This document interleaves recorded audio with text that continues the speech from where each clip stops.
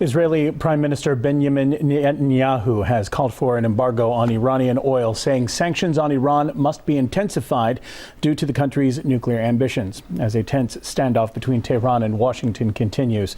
The Islamic Republic warns it will block the Strait of Hormuz, a vital world fuel supply route, if its national security is threatened, a move the U.S. says could lead to military action.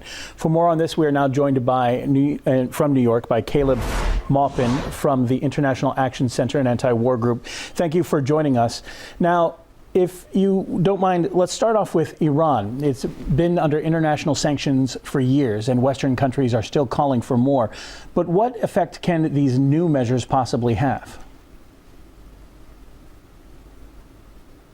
These new measures against Iran are just part of a continued repression of the Iranian people, punishing them for the fact that in 1979 they rose up, they overthrew the U.S.-backed Shah, U.S.-backed dictator, and they took the oil for themselves.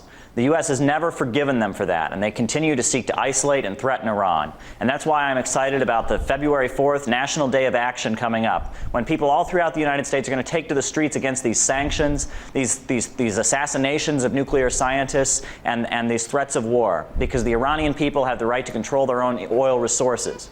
That's what this war is, these threats of war and this continued isolation is really about. It has nothing to do with fear of nuclear weapons. All right, moving back to the sanctions, though, if the EU does impose a new embargo and the Strait of Hormuz is shut down by Iran, what global economic impact could that have around the world? Well, we saw what the sanctions on Iraq did in the lead up to the Iraq war and the invasion. And they resulted in thousands and hundreds of thousands, if not millions, of deaths of innocent Iraqi children that starved to death. You know, this is the 1%.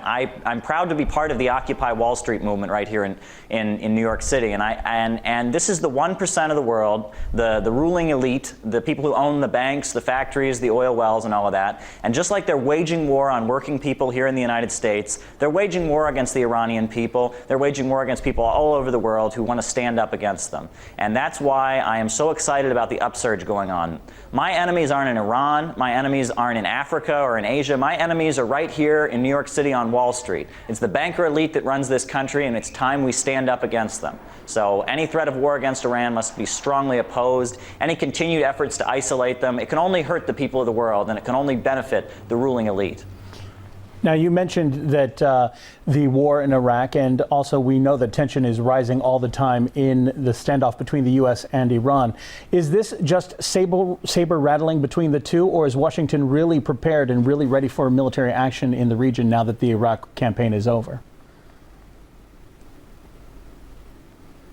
I think that the 1% and the ruling elite in this country are very nervous because they realize that there's nothing they can do to save their system. The capitalist system on a global scale is in a state of collapse.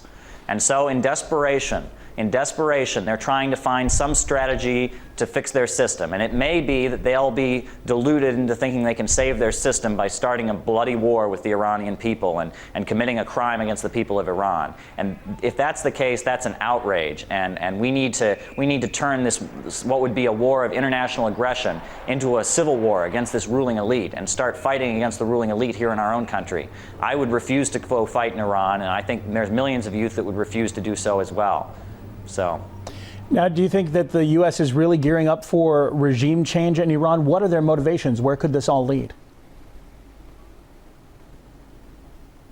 Well, like I said, the motivation for the U.S. to continue repressing the Iranian people, to assassinate nuclear scientists, it has nothing to do with any love of democracy. It has everything to do with the fact that the Iranian people rose up in 1979 and took control of the oil resources, and they have never, ever forgiven them for that. And the U.S. has never wanted to tolerate the fact that the Iranian people, and not Shell Oil and not Texaco, control the oil resources in Iran. And they've never wanted to forgive them for that.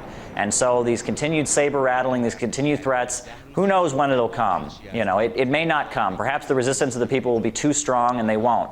But I don't know. But any threats of wars must be strongly opposed, because these kind of wars serve the ruling elite, they serve the Wall Street bankers, and they don't serve working class people. There are millions and millions of unemployed people in this country. If they cut the military budget, they could put people to work. There could be jobs, but there's not jobs, there's war. There's continued threats of war. And that's why February 4th is going to be a great day in the U.S., where the people say, our enemies aren't here in the United States, or our enemies aren't in Iran, they're here in the United States, in the halls of power, in Congress, and on Wall Street. All right. Thank you very much. Caleb Maupin from the International Action Center and Anti-War Group. Thanks for joining us.